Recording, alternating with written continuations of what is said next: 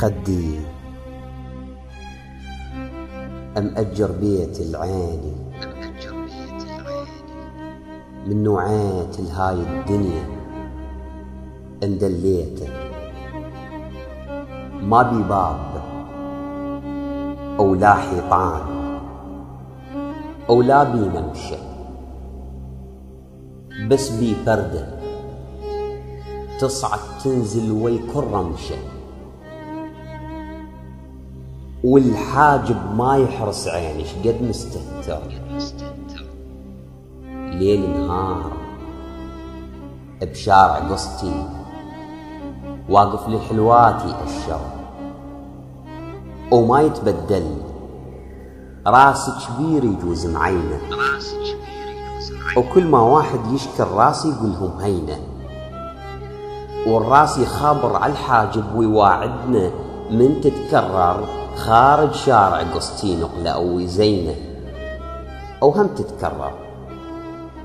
بس ما يزينه، كلها تعجبت. ليش الراس يعوف الحاجب ما يهتم؟ ما يدرون لما الراس يبوق الزخة الحاجب قطرات يبوق ويتكتم، والبوقات الفوق تصير يم الجواهل تنضم، وحتى الشارب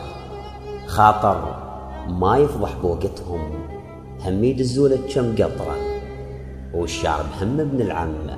والشارب من يلمع طبعا كلها تمدحه، ويغنوله ويهوسوله انت الأوحد والأعظم،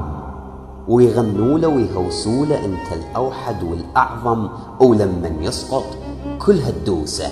أو يشبع ذنب،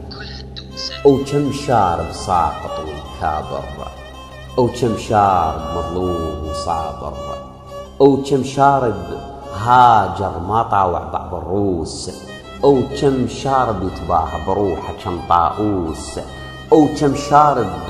قائد بس شعبه تحول موس، وباقوا من قصر الطابوق، وباقوا من النخل عروق، ومن تنباق عروق النخلة بالدعثوق. يا شارب يا شارب يا قائد شعبك قام يبوق، حقهم ما لاقين حقوق، الصرخة بحلوق الفقرة صح مسجونة، بس لو صرخوا هاي الصرخة تشق حلوق. الراس الحاجب والشارب بواقين، حتى اللحية إن باقت غفلة وباقت فقرة باسم الدين، بس العين من الخد تأجر دار، وضيف كل الخطار، وما تذرف دمعات تضمهن، تدفعهن للخديجات، تدفعهن للخديجات.